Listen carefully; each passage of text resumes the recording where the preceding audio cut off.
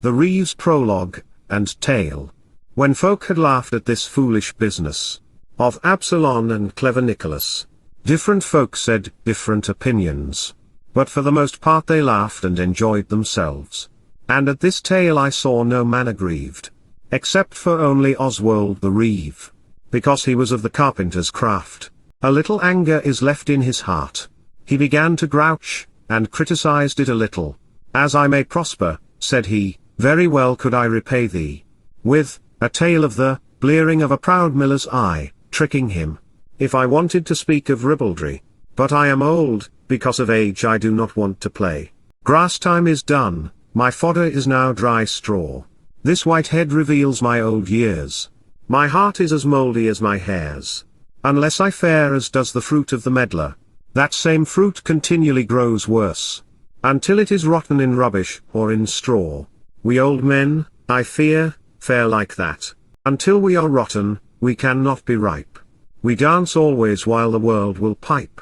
For in our will there sticks ever a nail, to have a white head and a green tail, as a leek has, for though our power is gone, our will desires folly continually. For when we cannot do anything, then will we talk about it. Yet in our old ashes fire is raked over, covered. 4 live coals have we, which I shall describe: boasting, lying, anger, greed. These 4 little sparks belong to old age. Our old limbs may well be feeble, but desire shall not be lacking, that is truth. And yet I have always a young man's desires, as many years as have passed hence, since my tap of life began to run. For surely, when I was born, immediately, death turned on the spigot of life and let it flow. And ever since the tap has so run, until the barrel is almost all empty. The stream of life now drops on the rim. The foolish tongue may well ring and chime about wretchedness that passed long ago. With old folk, save dotage, there is no more. When our host had heard this sermon making, he began to speak as lordly as a king. He said, what amounts all this wit? What? Shall we speak all day of Holy Writ? The devil made a Reeve to preach, or a cobbler made a shipman, or a physician. Say forth thy tale, and do not waste the time. Lo Deptford, and it is almost 7:30. Lo Greenwich, in which is many a rascal. It is well time to begin thy tale. Now, sires, said this Oswald the Reeve, I pray you all that you not be displeased, though I answer him, and somewhat make a fool of him. For it is permissible to repel force with force. This drunk miller has told us here, how a carpenter was tricked, perhaps in scorn, for I am one. And, by your leave, I shall repay him right now. Right in his churl's terms will I speak. I pray to God his neck may break into pieces. He can well in my eye see a piece of straw, but in his own he cannot see a large piece of timber. The Reeve's Tale. At Trumpington, not far from Cambridge, there goes a brook, and over that a bridge, upon the which brook there stands a mill. And this is absolute truth that I tell you. A miller was there dwelling many a day. As any peacock he was proud and gay. He could play the bagpipe and fish, and mend nets, and play a drinking game, and well wrestle and shoot. Always by his belt he carried a long cutlass, and very sharp was the blade of the sword. An elegant dagger he carried in his pouch. There was no man, for peril, dared touch him. A Sheffield knife he carried in his hose. Round was his face, and he had a pug nose. As bald as an ape was his skull. He was a quarrelsome bully in every way.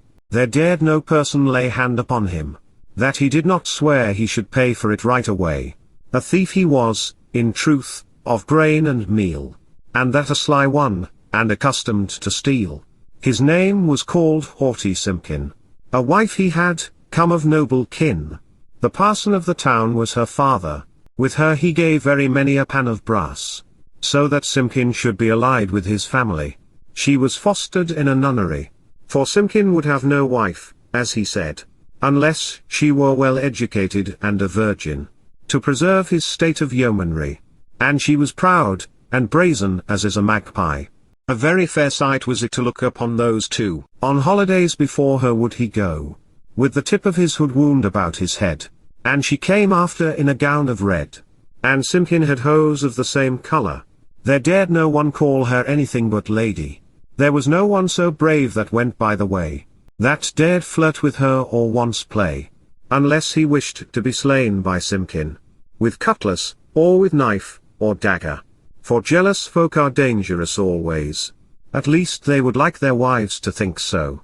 And also, because she was a bit besmirched, by her illegitimacy.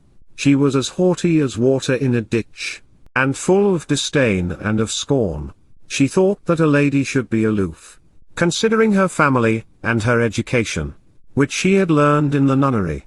A daughter had they between them too, of 20 years of age, without any more, except for a child that was a half-year of age. In cradle it lay and was a good-looking little boy. This wench was thick and well grown, with pug nose and eyes grey as glass, with buttocks broad and breasts round and high, but right fair was her hair, I will not lie. This parson of the town, because she was fair, was determined to make her his heir, both of his property, and his household. And he raised difficulties about her marriage. His purpose was to bestow her high into some worthy family of noble ancestry. For Holy Church's goods must be dispensed to Holy Church's blood, which is descended from the Church. Therefore he would his holy blood honor, though he Holy Church should devour. A profitable monopoly on milling has this miller, out of doubt, with wheat and malt of all the land about. And namely there was an important college, people call the Solar Hall at Cambridge. There their wheat and also their malt was ground. And on one day it happened, at a time, the manciple lay sick with a malady. People thought indeed that he should die, for which this miller stole both meal and grain, 100 times more than before. For before this he stole but courteously, but now he was a thief excessively, for which the warden of the college complained and made a fuss. But the miller thought that not worth a weed. He blustered fiercely, and swore it was not so. Then were there 2 young poor scholars, who dwelt in this hall, of which I tell. Headstrong they were, and eager for sport, and, only for their mirth and amusement, upon the warden busily they implore, to give them leave, for but a little while, to go to the mill and see their grain ground. And boldly they dared pledge their necks, the miller should not steal from them half a peck of grain by trickery, nor rob them by force. And at the last the warden gave him leave. John was called that one, and Elaine was called that other. Of one town were they born, that was called Struther, far in the north, I cannot tell where. This Elaine makes ready all his gear, and on a horse the sack he cast immediately. Forth goes Elaine the clerk, and also John, with good sword and with buckler by their sides. John knew the way, they needed no guide, and at the mill he lays the sack down. Elaine spoke first, all hail, Simond, in faith. How fares thy fair daughter and thy wife? Elaine, welcome, said Simpkin, by my life. And John also, how now, what do you here? Simond, said John, by God, need knows no law. He who has no servant must serve himself, or else he is a fool, as clerks say. Our manciple, I expect he will be dead, so continually ache the teeth in his head. And therefore I am come, and also a line, to grind our grain and carry it home again. I pray you speed us hence as fast as you can. It shall be done, said Simpkin, by my faith. What will you do while it is being done? By God, right by the hopper will I stand, said John, and see how the grain goes in. Yet saw I never, by my father's kin, how the hopper wags to and fro. Elaine answered, John, and wilt thou do so?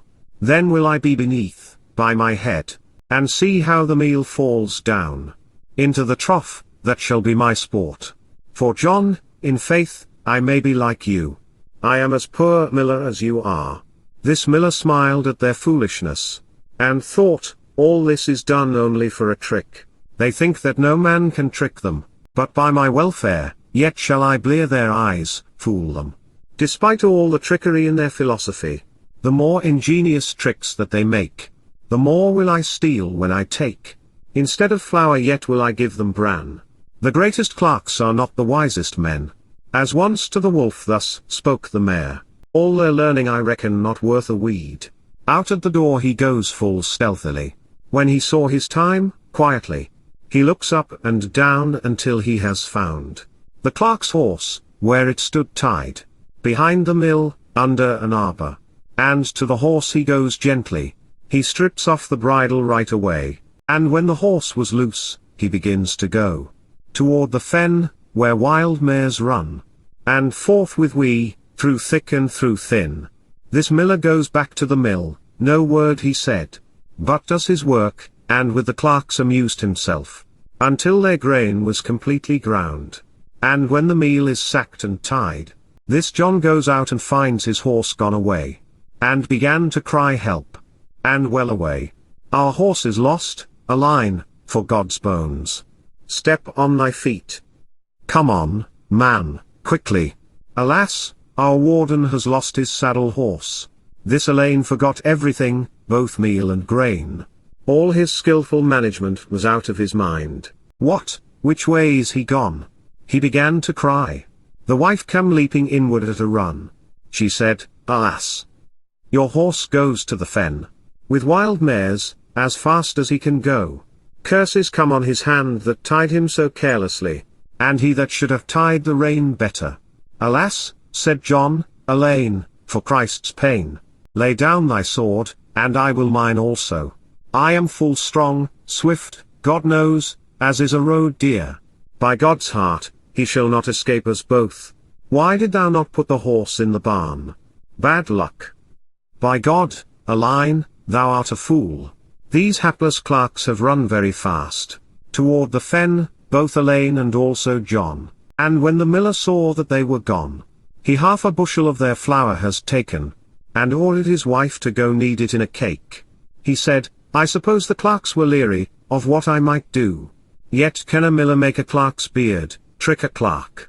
Despite all his learning, now let them go their way. Lo, there he goes. Yes, let the children play. They will not catch him easily, by my crown. These hapless clerks run up and down, with stop, stop, stand, stand. Down there, watch out behind. Go whistle thou, and I shall catch him here. But shortly, until that it was truly night, they could not, though they did all their might, catch their horse, he ran always so fast, until in a ditch they caught him at the last. Weary and wet, as a beast is in the rain, comes hapless John, and with him comes Elaine. Alas, said John, the day that I was born. Now are we driven to contempt and to scorn. Our grain is stolen, men will call us fools, both the warden and all our fellows, and namely the miller, well away? Thus laments John as he goes by the way, toward the mill, and the horse Bayard in his hand. The miller sitting by the fire he found, for it was night, and further they could not go. But for the love of God they ask him, for lodging and for refreshment, for their cash. The miller said in reply, If there be any, such as it is, yet shall you have your share. My house is small, but you have learned the art of logic. You know how by logical arguments to make a place a mile broad out of 20 feet of space. Let's see now if this place may suffice, or make it large by speech, as is your custom. Now, Simond, said John, by Saint Cuthbert, thou art always joking, and this is nicely answered. I have heard said, man shall take one of two things, such as he finds, or take such as he brings. But specially I pray thee, host dear, get us some food and drink, and make us good cheer, and we will pay truly at the full. With empty hand men may lure no hawks. Lo, here is our silver, ready to spend. This miller into town his daughter sent, for ale and bread, and roasted them a goose, and tied up their horse, it should no more go loose, and in his own bedroom made them a bed, with sheets and with blankets nicely spread, not 10 feet or 12 from his own bed. His daughter had a bed, all by herself, right in the same chamber side by side. It could be no better, and, do you know, the cause why? There was no larger lodging in the place. They sup and they converse, to entertain themselves, and drink ever strong ale of the best quality. About midnight they went to bed. Well has this miller varnished his head, drank heavily. Full pale he was for drunkenness, and not red. He belches, and he speaks through the nose, as if he had hoarseness, or had a cold. To bed he goes, and with him goes his wife. She was as cheerful and jolly as any jay. So was her jolly whistle well whetted. The cradle at her bed's feet is set, to rock, and to give the child to suck. And when all that was in the crock was drunk, to bed went the daughter right away. To bed goes Elaine and also John. There was no more, they needed no sleeping potion. This miller has imbibed so much ale, that he snorts like a horse in his sleep. And of his tale behind he took no heed. His wife bore him a bass accompaniment, very loud. One could hear their snoring 2 furlongs away. The wench snores also, to keep them company. Elaine the clerk, who heard this melody, he poked John, and said, Sleepest thou? Heardest thou ever such a song before now? Lo, such a complin, evening service, is made by them all. May a wild fire upon their bodies fall. Who heard ever such an amazing thing? Yes, they shall have the best, i.e., the worst, of a bad ending. This long night there comes to me no sleep. But yet, no matter, all shall be for the best. For, John, said he, as ever I may thrive, if I can, yon wench will I screw. Some redress the law has shaped for us. For, John, there is a law that says thus, that if a man in one point is injured, that in another he shall be relieved. Our grain is stolen, truly, it cannot be denied.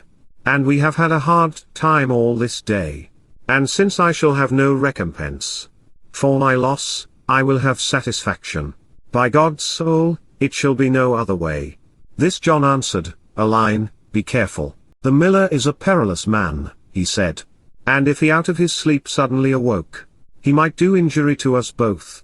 Elaine answered, I reckon him not worth a fly.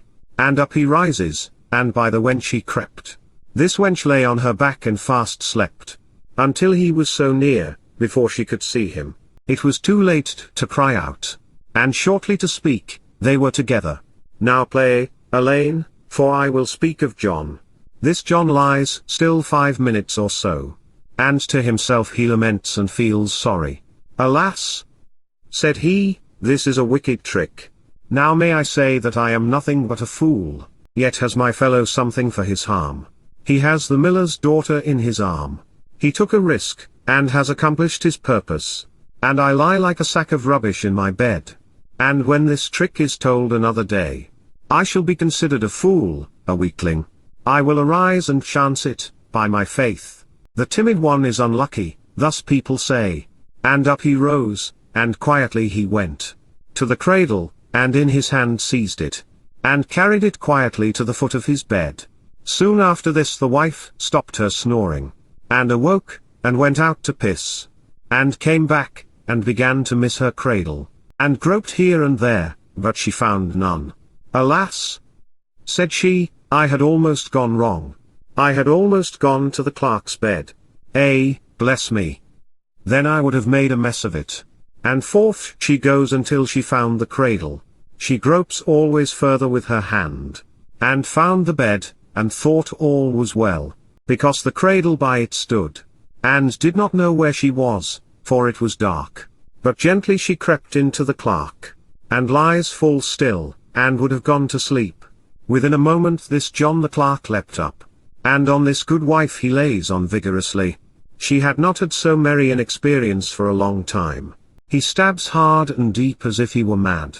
This jolly life have these 2 clerks led, until the 3rd cock began to sing, an hour before dawn.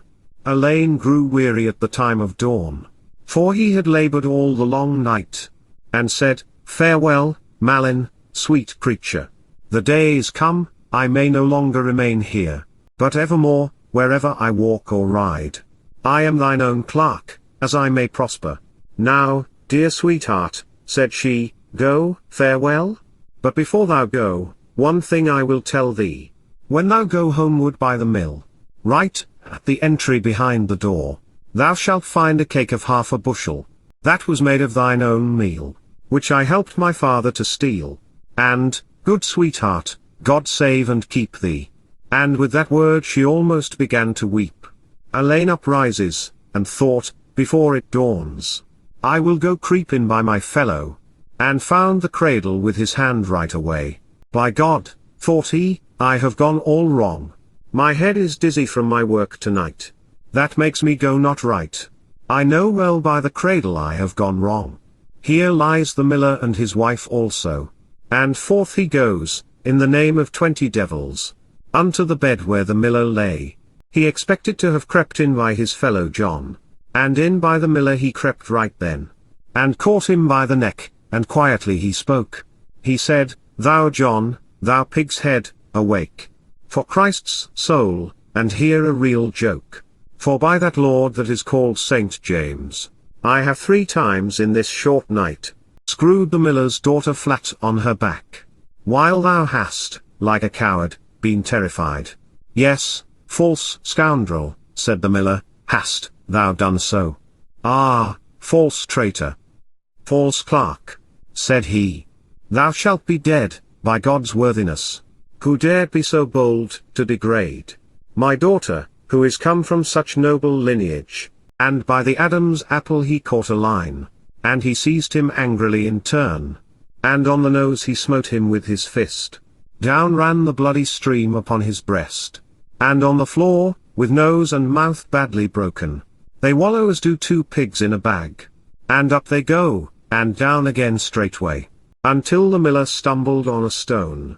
And down he fell backward upon his wife, who knew nothing of this foolish strife, for she was fallen asleep a little bit, with John the clerk, who had been awake all night. And with the fall out of her sleep she started up. Help! Holy Cross of Brameme, she said, in your hands. Lord, to thee I call. Awake, Simond. The fiend has fallen on me. My heart is broken, help. I am as good as dead. There lies one upon my belly and one on my head. Help, Simkin, for the false clerk's fight. This John started up as fast as ever he could, and grasps by the walls to and fro, to find a staff, and she leapt up also, and knew the interior of the house better than did this John. And by the wall a staff she found right away, and saw a little glimmering of a light. For at a hole in shone the moon bright, and by that light she saw both the 2 of them. But surely she did not know who was who. But she saw a white thing in her eye. And when she did espy this white thing, she thought the clerk had worn a night cap. And with the staff she drew ever nearer and nearer, and intended to have hit this Elaine squarely, and smote the miller on the bald skull. So that down he goes, and cried, Help! I die. These clerks beat him well and let him lie, and dressed themselves, and took their horse straightway, and also their meal, and on their way they go. And at the mill yet they took their cake, of 1/2 bushel flour, very well baked.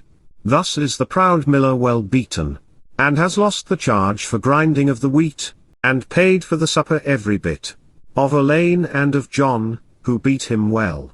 His wife is screwed, and his daughter also. Lo, this is how it is when a miller is false. And therefore this proverb is said very truly. One who does evil should not expect good. A trickster shall himself be tricked. And God, that sits high in majesty, save all this company, high ranking and low, every one. Thus have I repaid the miller in my tale. Here is ended the Rev tale.